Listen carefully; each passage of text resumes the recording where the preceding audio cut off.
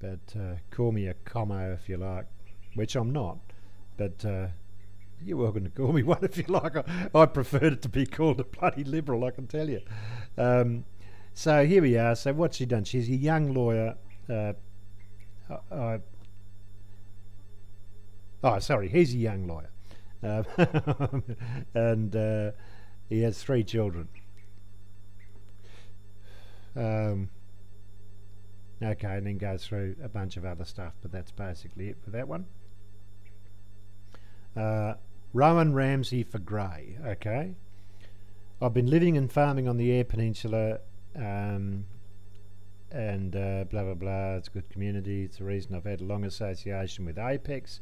Okay, this guy sounds a bit more grounded. He's living and farming there. I'd love to know what sort of farm he had. He chaired the Kimber District Hospital Board and the Eyre Peninsula Hospitals Association. So okay, he's probably got some understanding of what's going on, although I'm not sure the bloody chairman of boards know a shitload, but still. Next one, Kim Richardson for Kingston. Moved to the southern suburbs over 22 years ago. I don't think it actually says what it was. Oh yeah, sorry. He's a cop. Well, he probably knows more than the others do. Operating with the elite Star Force for 13 years. Jesus, don't piss with him. I suppose if you're living down at Christie's Beach, you probably need to have been a member of the Star Force. Sorry guys at Christie's Beach, only taking the piss. Okay, so well, Kim might not be so bad, but he's not one of the elite. But although he probably was within them, I don't know. He would have had to have worked up as a bit of a grunt, I suppose, as on the when he was a copper to start with. I don't know. Next one, Patrick Secker for Barker. Strong family background, I understand. They all say strong family background. Piss off, where do you think we all come from? We've all got bloody families, cock. I understand many of the problems faced by those trying to make it living on the land. Spare a fan. I don't think this guy actually tells you anything about what it is he actually came from or what he did. Lived in Murray Bridge. Nah, doesn't seem to say anything about what it is he did before he went into politics.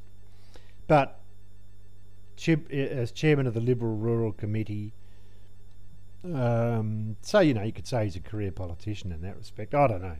It doesn't tell me anything about what he did before that. No, can't see anything about it. Okay. And last but not least, or I reckon actually definitely least, Andrew Southcott. Before entering Parliament, I was working in the local area as a doctor. Well, I got nothing against doctors, right? I reckon they do a great job. But have you ever seen a bloody doctor driving an old 120B, or something like that? You ever seen a doctor driving around in a crapped out old bloody car like we end up driving around in most of the time?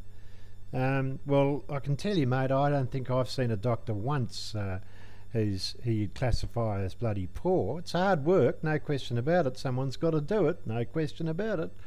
But I reckon if you looked at all the people who went into med school these days, you'd still find that they only represent about 1 or 2% of society in terms of their understanding of what it's like to actually bloody live in this country.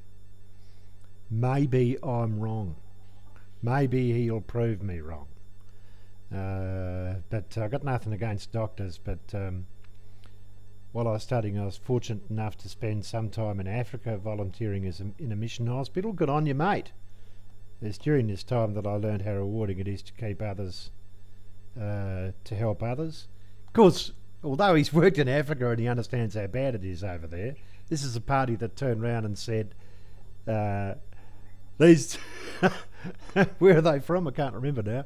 That these guys who've come over here, the black guys, we don't want to bring them over anymore. We should go for other people because these guys aren't integrating properly into the community.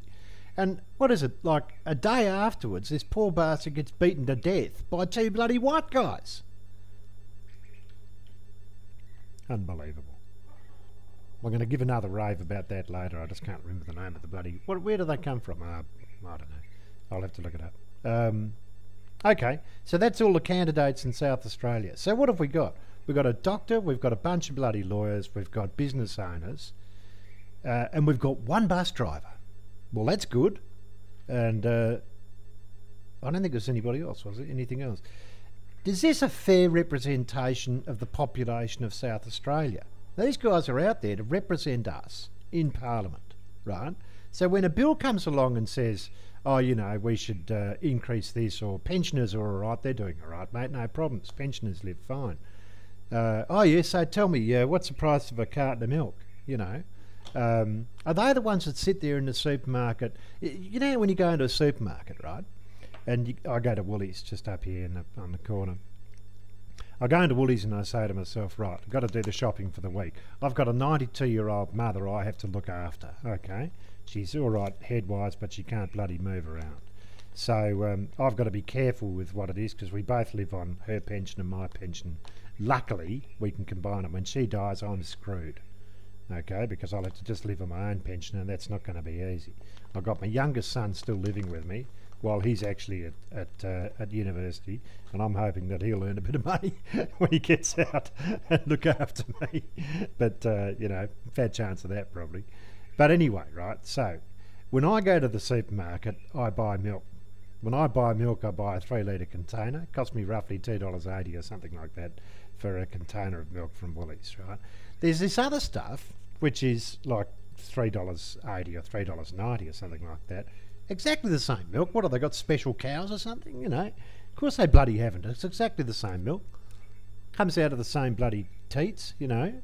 And other people are buying this other bloody milk, and I'm sitting there thinking, why the fuck would you spend $1 extra for exactly the same bloody product? I suspect these are the guys who are doing it, right? Because they don't have any concept of what cost is. It doesn't mean anything to them. When they go through the bloody checkout, they do it on the credit card, they pull out their Flybuys bloody thing, they get their free flights, they do the rest. You and I are sitting there actually counting the bloody pennies and trying to work it out. Maybe you're not. Maybe you've got shitloads of money, I don't know, but I certainly bloody haven't. And everything gets me in terms of what it bloody costs. I buy everything I possibly can. I buy the, you know, the home brand or whatever it is variety, the generic variety, because, you know, you save 50 cents here, you save 50 cents there, it makes a bloody difference. But I don't think any of these bastards do that. Now, I don't know that the Labor candidates do it. I don't know, right? But I'll have a look through them in a minute, and we'll go through what the Labor candidates are for exactly the same areas and see if there's a difference there. But I can tell you one bloody thing, mate, and that is that to say that the union people are somehow disconnected from society and don't have the interests of the worker at heart is a load of bloody crap. What do unions do? They're not just there to make money for themselves. They're not there to buy yachts. You don't see unions turning around saying, you know, oh, that union over there, mate, he's got 15 bloody, you know, 30-metre yachts that he goes racing on, you know, every weekend. They don't do shit like that. It's the bosses that do that. It's the people who own the large corporations that we work for, or used to work for in my case, right? Those are the people that own it. These are the people that bloody who own that sort of money, right? Maybe I'm ranting, I don't know. But that's how I feel at the moment, and I want to get it off my chest, because I'm sick to death of yelling at the bloody TV. Pisses me off. I've got a duck here, by the way, see? This is my fun. My little baby duck. I bring a duck up every year. This is a beauty, isn't it? She's called Beaks. She lives under my collar, like this. She goes and cuddles up. So she's tickling me. So anyway,